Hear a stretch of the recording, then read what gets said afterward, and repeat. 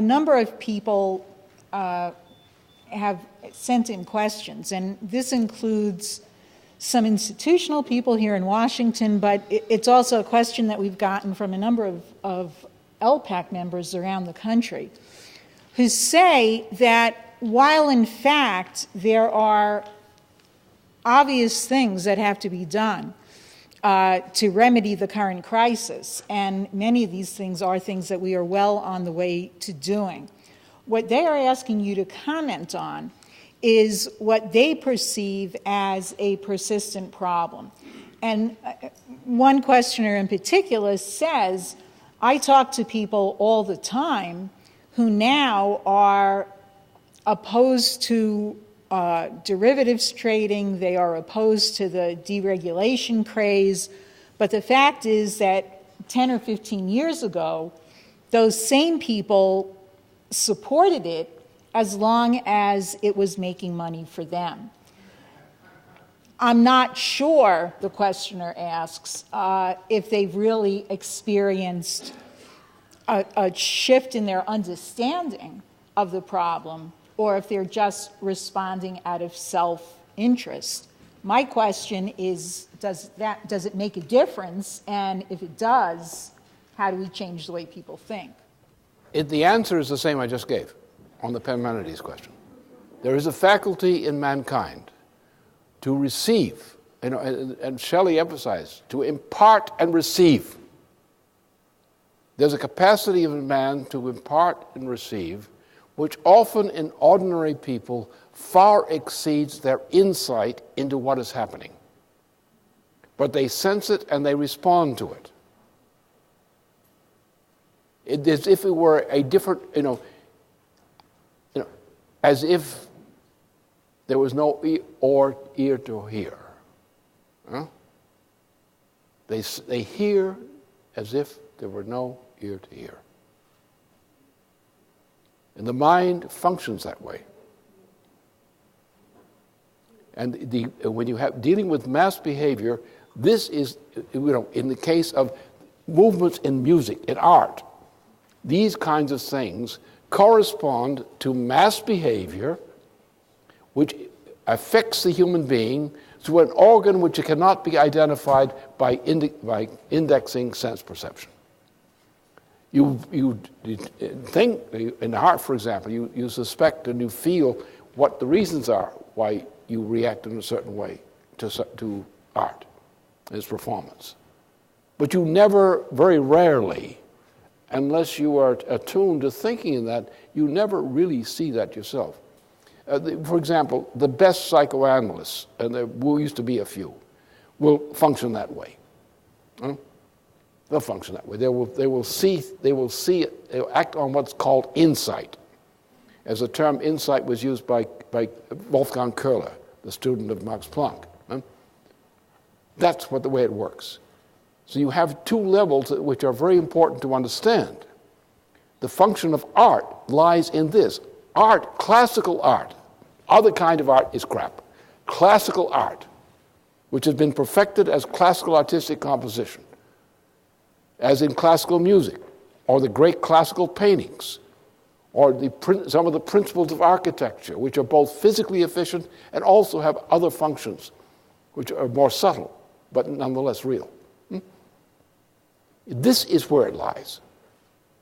This is what, of course, my whole devotion is in general, in practice, is to get people to develop in themselves the perfectly accessible sensibility, which generally starts with children. I mean, some children tend to develop this kind of insight. But it's an organ which the human being has. It's not the ear, it's not the eyes, it's not the feel of touch, but it's there. And it's something which will be explained when we understand better one day why our sense impressions are not reality, but only the shadows cast by reality. And yet the human mind, which has a higher function than we can attribute to the nerve system, is capable of feeling and communicating these kinds of ideas for which there is no physical, measurable account, and yet which some of us can identify. It's what I operate. I depend upon this. I depend on this for indications of what direction in which to look for answers and even for the names of problems. And if you don't have this capacity, you cannot be an effective physical scientist, for example, not an effective one. You have to go by what seems to be a strange kind of instinct. It's never fixed. It's always affected by your experience and your development. It's affected by the environment in which you're living, the social environment and so forth. But there's a certain point at which you get a sense of not a faculty like an organ, but a resonance.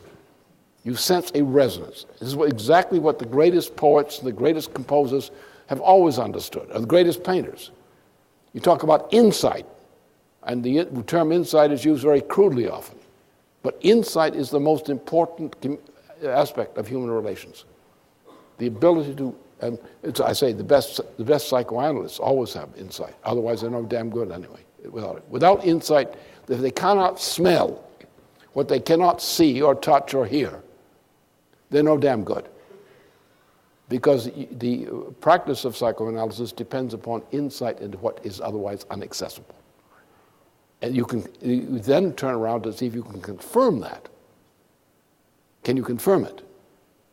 And you don't say it's true until you can confirm it. But the important thing is the access to the act of insight, which then leads you to know what kind of evidence you need to test to determine that this is a ghost or a fantasy or not.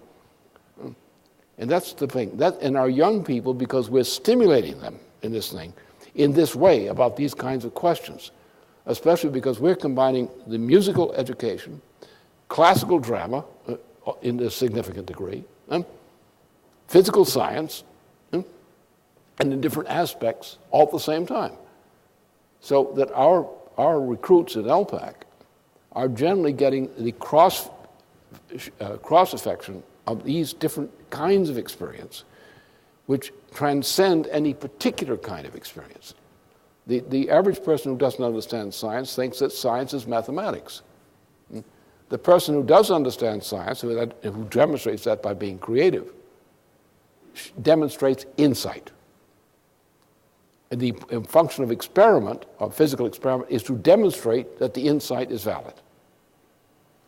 By experiences of insight and testing and maturing and the use of insight, like any other organ, like any other sense organ, you come to know that your sense organ, this kind of sense organ, is reliable. You don't know it's perfect. You can still be fooled. But you now understand its nature, how it works.